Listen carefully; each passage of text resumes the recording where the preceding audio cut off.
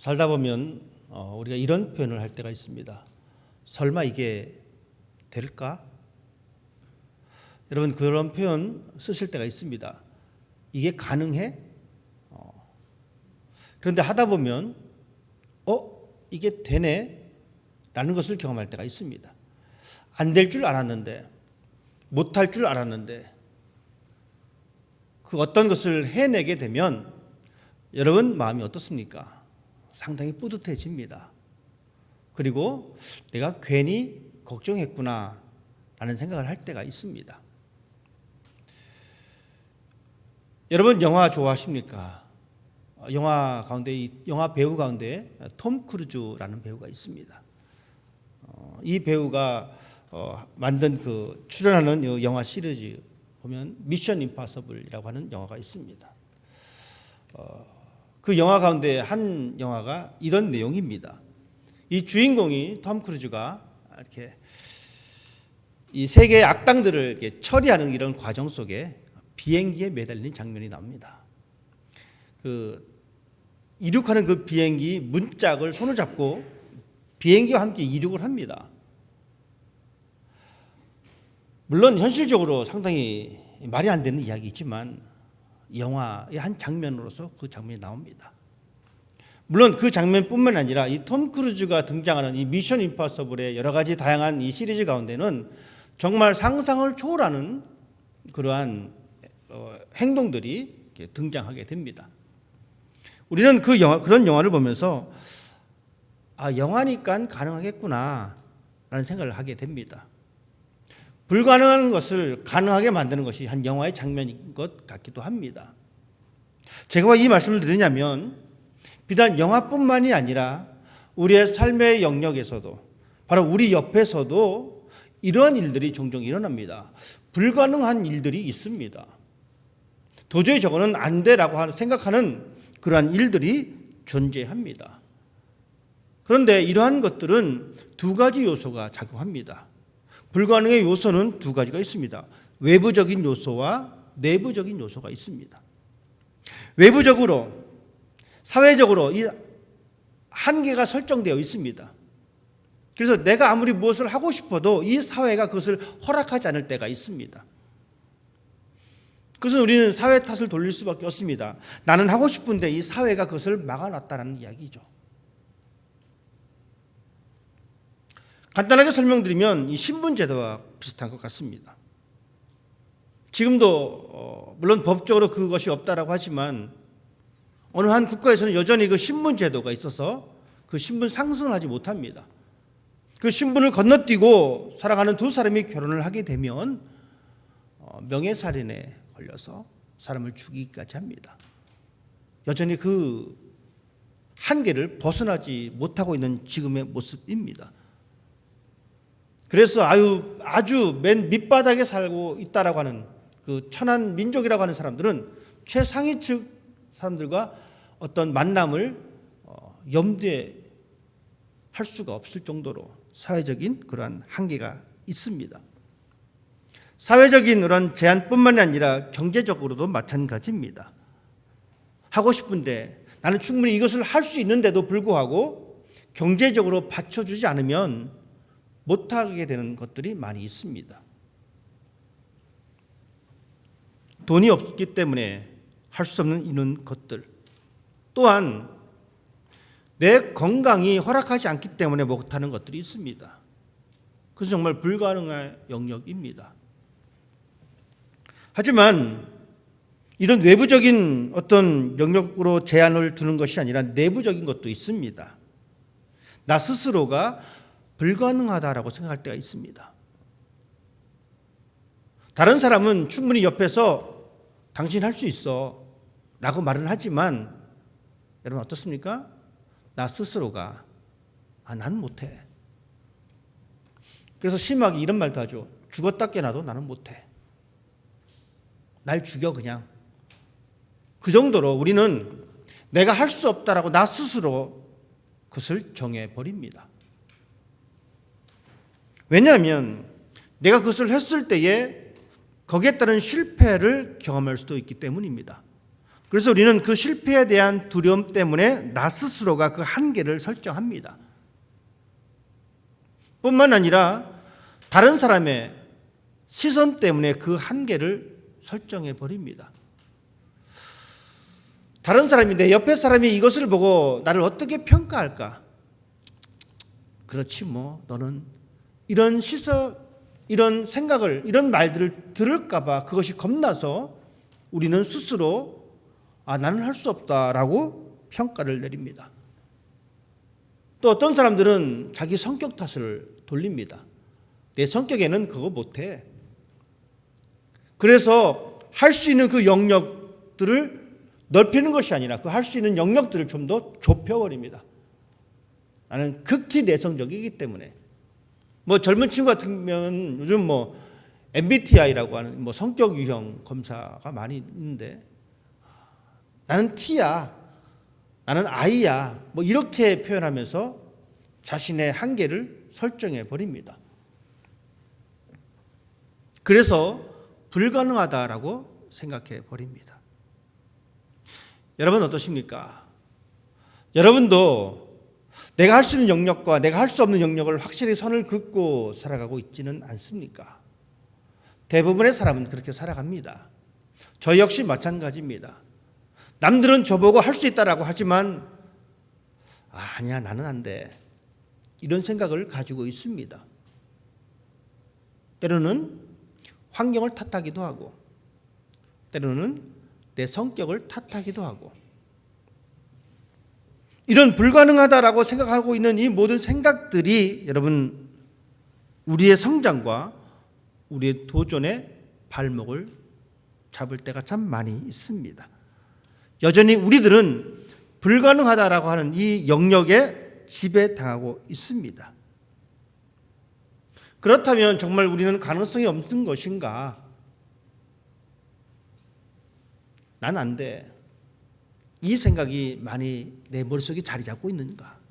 혹은 너는 안 돼, 다른 사람은 돼도 너는 안 돼 라고 하면서 상대방을 때로는 무시하면서 그 생각에 사로잡혀 있지는 않는가? 우린 안 되지 뭐. 우리 집은 안 돼. 우리 교회는 안 돼. 여러분 어떠십니까? 물론 우리 집이 안 되는 부분도 있을 것입니다. 우리 교회가 안 되는 부분도 있을 겁니다. 내가 안 되는 부분도 있을 겁니다.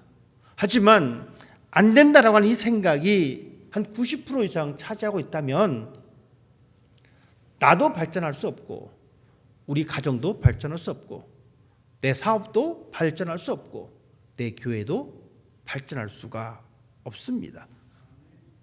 고정관념, 우리는 할 수 없다라고 하는 이 생각에 사로잡혀 있는 우리 모습들, 여전히 우리는 이런 불가능하다라고 하는 그 현실 자각 앞에서 우리의 모습이 남겨져 있습니다.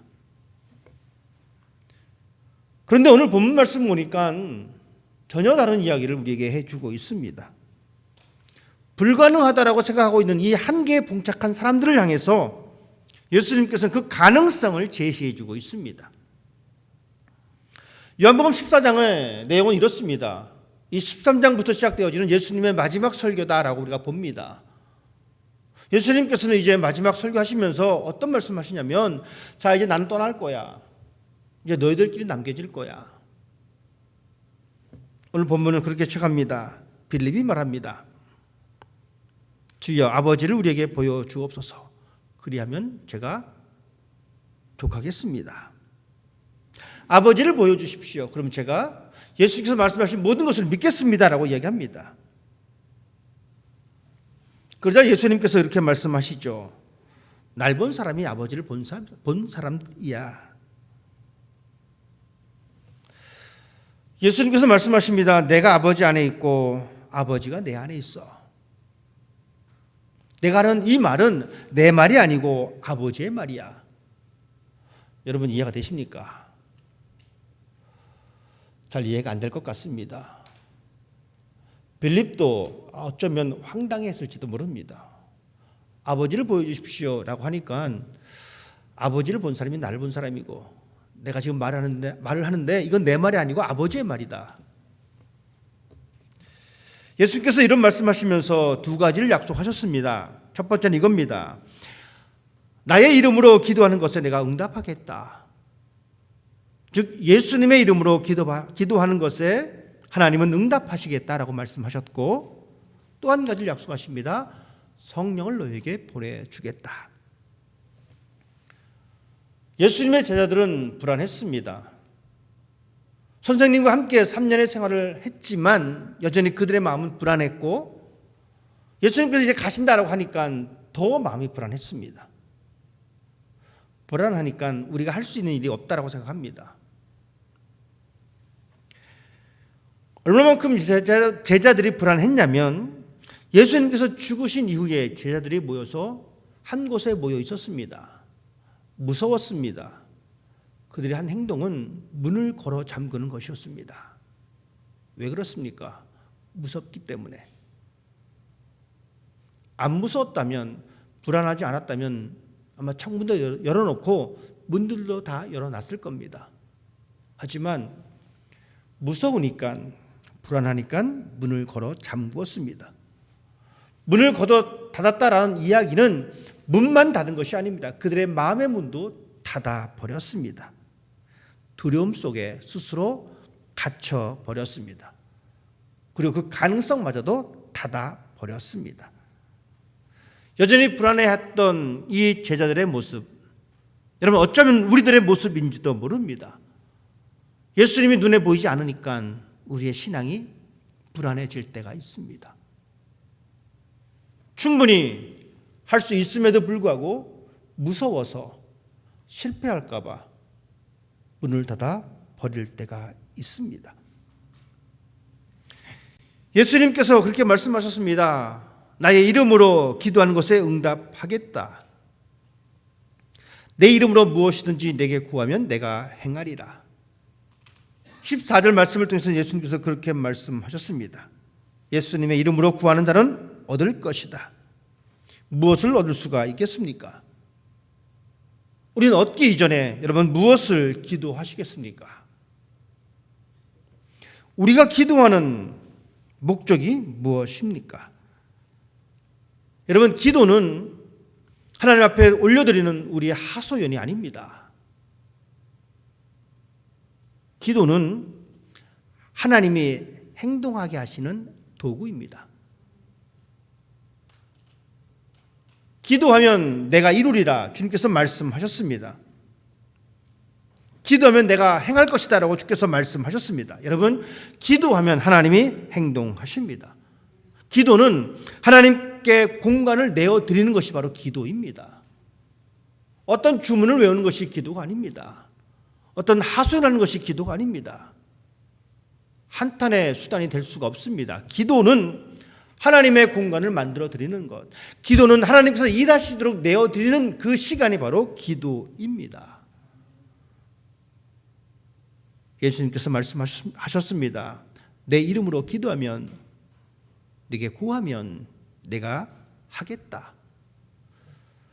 여러분, 내가 하는 것이 아니라 하나님이 하시는 겁니다. 내가 하는 것이 아니라 예수님께서 하시는 겁니다. 이것이 바로 기도입니다. 예수님은 그것을 분명히 말씀하셨습니다. 너희가 기도하면 내가 움직이겠다. 너는 내게 부르짖으라. 내가 내게 응답하겠고. 하나님은 예레미야 선지자를 통해서도 분명히 약속해 주셨습니다. 자, 그러면 우리는 무엇을 구할 것입니까? 여러분 기도하시면서 여러분 무엇을 구하십니까? 여러분이 간구하는 것이 무엇입니까?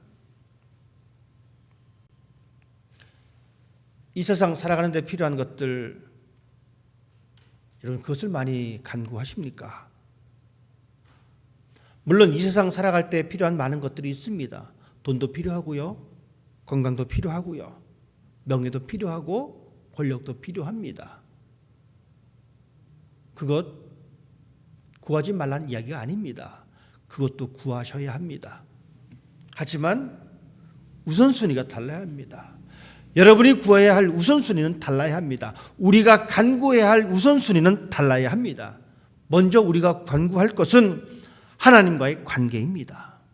하나님, 내가 하나님과 조금 더 가까이 가기를 원합니다. 이런 간구가 먼저가 되어야 합니다. 예수님도 그렇게 말씀하셨습니다. 먼저 그의 나라와 그의 의를 구하라. 그리하면 이 모든 것을 너에게 더해 주겠다라고 말씀해 주셨습니다. 우리는 하나님 앞에 기도할 때에 하나님, 내 마음이 하나님과 좀 더 가까이 있기를 원합니다. 하나님, 내 행동이 예수님께서 보여주신 그 행동과 더욱더 닮아지기를 원합니다. 이렇게 간구할 수 있는 사람이 되기를 원합니다. 왜냐하면 이렇게 될 때에 우리는 예수님께서 하신 일들을 할 수가 있습니다. 사람들은 불가능하다라고 생각했던 그 일을 예수님께서 하셨습니다. 우리가 기도하면 하나님께서 우리를 위해서 그 일을 해 주십니다. 이것을 믿는 것이 바로 믿음입니다. 저는 우리 모두가 이런 믿음을 가졌으면 좋겠습니다. 그 믿음을 통해서 우리의 삶이 이 땅에서 하나님의 사람으로 살아낼 수가 있습니다. 예수님께서 약속하셨던 두 가지 약속, 예수의 이름으로 기도하면 응답하겠다라고 하신 이 약속과 또 다른 약속, 성령을 보내주겠다라고 하신 약속입니다. 16절 말씀 이렇게 기록해 있습니다. 내가 아버지께 구하겠으니 그가 또 다른 보혜사를 너희에게 주사 영원토록 너희와 함께 있게 하리니. 예수님께서는 이 성령을 약속해 주셨습니다. 보혜사입니다. 파라클레토스라는 단어를 쓰고 있습니다. 여러분, 이 단어의 의미는 돕는다라는 의미입니다. 중재한다라는 의미가 담겨 있습니다. 이 보혜사는 성령입니다. 성령은 바로 진리의 영입니다. 이 보혜사는 예수의 영입니다. 제자들에게 말씀하셨을 때 그때 당시에는 여러분 제자들은 예수님을 눈과 눈으로 본 사이입니다. 만질 수도 있고요. 느낄 수 있는 그러한 관계였습니다. 이제 그런 예수님께서 난 이제 갈 거야. 나 가고 보혜사가 올 거야. 라고 말씀하십니다. 즉 그 보혜사가 다른 방식으로 존재하는 예수님입니다. 여러분, 예수님을 우리가 볼 수가 없습니다. 만질 수가 없습니다. 하지만 우리는 느낄 수가 있습니다. 왜냐하면 이 보혜사로 우리와 함께 있기 때문에 그렇습니다. 제가 이런 말씀 드리니까 좀 헷갈릴 수가 있습니다. 어떻게 예수를 느껴? 그렇게 2000년을 살아왔습니다. 예수를 느꼈던 사람들이 2000년을 살아왔습니다. 저는 우리 모두가 그러한 경험이 있기를 원합니다. 여러분 스스로가 하나님께 기도함으로 하나님, 내가 내 삶을 통해서 예수님을 느끼게 해 주십시오. 왜냐하면 다른 존재 방식으로 나와 함께 하시니까. 보혜사를 우리에게 보내주시고 영원토록 함께 있겠다라고 말씀해 주셨습니다. 우리는 예수를 느끼는 사람입니다. 우리는 성령의 충만함으로 채워질 수 있는 사람입니다. 여러분 가운데 성령의 충만함, 이 말을 어떻게 해석할 수가 있겠습니까? 성령의 충만함은 눈에 보이는 게이지가 없습니다. 컵에 있는 물이야 충만했구나, 꽉 찼구나 알 수가 있는데 성령은 영입니다. 어떻게 충만함을 우리가 알 수가 있겠습니까? 성령의 충만하다라고 하는 이 이야기는 쉽게 표현하면 이렇습니다. 예수님에 대하여 심취한 사람입니다. 여러분 자신을 한번 뒤돌아보십시오. 얼마만큼 예수님에게 심취된 사람입니까? 얼마만큼 예수님에게 집중된 사람입니까? 좀 더 쉽게 설명하면 이렇습니다. 우리 비즈니스 하시는 우리 분들 계시잖아요. 우리 집사님 비즈니스 하시는데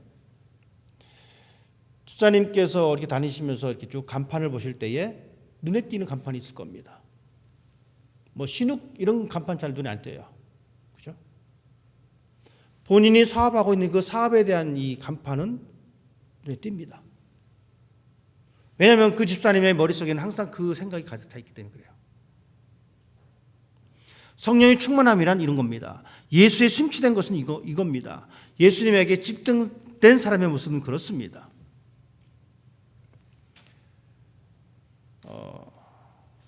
음식을 먹을 때, 아주 맛있는 음식을 먹을 때 여러분 떠오르는 사람이 있을 겁니다. 이 음식 누구랑 같이 먹었으면 좋겠다. 왜 이런 생각이 떠오르냐면 내가 지금 그 사람을 생각하고 있다는 이야기거든요. 연애 초창기를 다 이제 많이 지나신 분들인데 어떻습니까? 좋은 것 보면 나의 사랑하는 그 대상이 생각납니다. 내 애인하고 같이 봤으면 좋을 걸. 좋은데 구경하면 우리 아이들과 같이 보면 참 좋았을 걸. 내가 지금 사랑하는 이 상대방에게 집중해 있다는 겁니다. 내가 지금 사랑하는 우리 아이들에게 내 마음이 집중되어 있다는 겁니다. 여러분, 하나님의 성령이 우리 가운데 임하였고 그 성령이 충만함을 우리가 알 수 있는 것은 내가 생각하고 바라보는 것들을 통해서 얼마만큼 예수님에 대한 생각을 하고 있느냐, 그렇지 않느냐는 겁니다.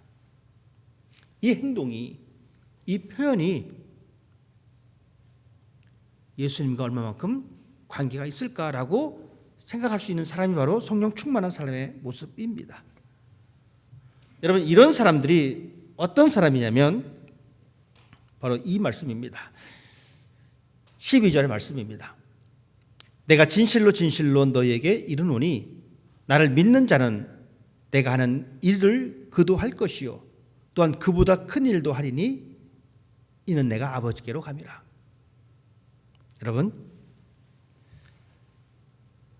하나님께 기도하면 하나님께서 일하십니다.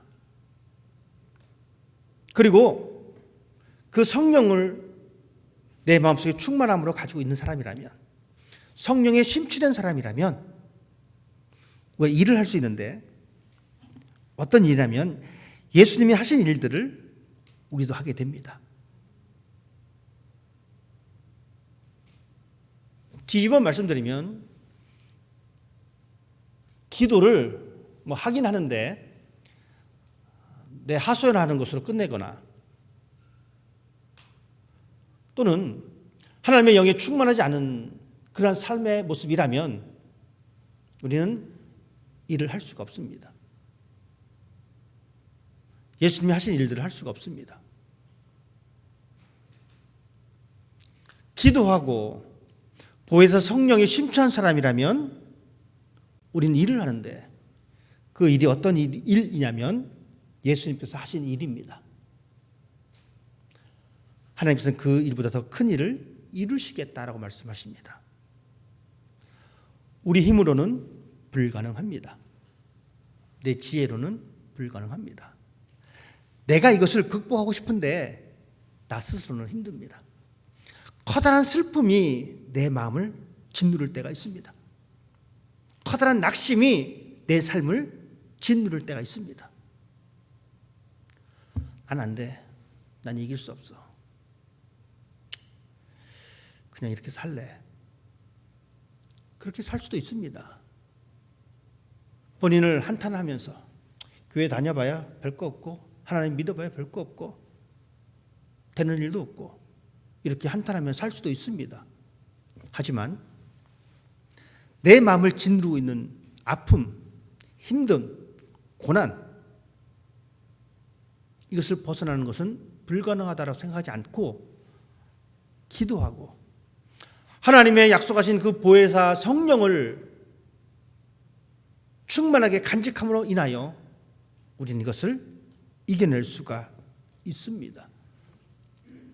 그 일이 바로 예수님께서 우리에게 보여주신 일입니다. 불가능이 가능하게 될 수 있는 이 원리는 바로 여기에 있습니다. 하나님의 능력을 신뢰하는 겁니다. 하나님의 능력을 신뢰하지 못하면 우리는 불가능하다라고 생각합니다. 그냥 그대로 머물러 있습니다. 기도는 하나님을 신뢰하는 믿음의 표현입니다. 기도는 여러분의 믿음을 자랑하려고 하는 그 수단이 아니라 기도는 하나님을 신뢰하는 그 믿음의 표현임을 기억하시고 우리는 하나님의 능력을 신뢰하는 사람이 되어야 합니다. 그 능력을 신뢰할 때 성령의 역사가 일어났습니다. 누가복음 마지막에는 이렇게 기록하고 있습니다. 성전에 머물러 있어 기도하라. 여러분, 이 말을 듣고 기도했던 사람들은 어떤 역사가 일어났습니까? 마가의 다락방에 성령의 역사를 경험하게 되었습니다. 하나님의 능력을, 하나님의 말씀을 신뢰하고 그 자리에서 기도할 때 하나님께서는 그들에게 역사하셨고 불가능하게 여겼던 복음의 전파가 이 세상을 정복하게 되었습니다. 우리에게도 이런 믿음이 필요합니다. 가능합니다. 여러분도 가능합니다. 성경은 그 가능한 역사를 우리에게 분명히 보여주고 있습니다. 이 불가능이 가능하게 되는 원리는 바로 하나님의 능력을 신뢰하는 것이고 또한 하나님의 말씀에 순종하는 것입니다. 말씀대로 붙잡고 나아가는 겁니다. 말씀을 붙잡는다는 이야기는 하나님의 말씀에 반응한다는 겁니다. 예수님께서 말씀하셨을 때 제자들은 반응했습니다. 하나님이 말씀하셨을 때에 모세는 반응했습니다. 그리고 그는 지팡이를 들어서 홍해를 가르쳤습니다. 어떻게 되었습니까?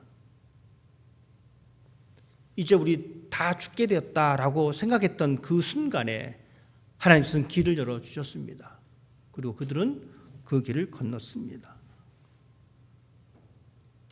가능하게 하시는 하나님, 우리가 하나님을 신뢰할 때에, 우리가 하나님의 말씀을 듣고 순종할 때에, 또한 우리의 삶이 하나님 중심의 삶을 살아갈 때에 우리는 충분한 가능성을 경험할 수가 있게 됩니다.